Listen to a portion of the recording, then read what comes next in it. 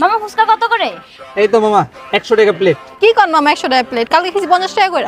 আরে আমার বাসার সামনে খাইছি 30 টাকা করে। আপনার কি মাথা সমস্যা?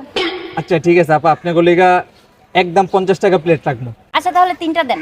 আচ্ছা ঠিক আছে দিতেছি, খারাপ এলাম।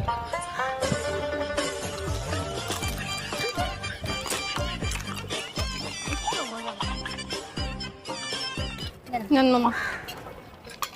ঠিক আছে আপু। ভাইয়া বিল কত হইছে? আপু বিল হইছে 3 জনের 150 টাকা। আচ্ছা দিচ্ছি আমি।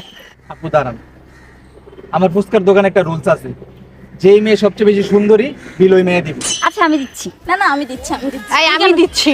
কি বলছিস শুনোস নাই? যে বেশি সুন্দর বিল সে দিবে। তুমি কি সুন্দর, নিজেকে সুন্দর দাবি করতেছো? তো কি মনে হচ্ছে তোমার? আজব। এই আমি দিচ্ছি। আরে তোরা ঝগড়া করতেছিস কেন? বিল আমি দিচ্ছি তো।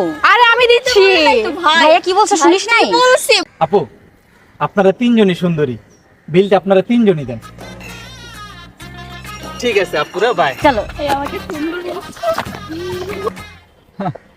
বেডি মানুষ, এটি না থাকলে বিকালে রাখে চলতে।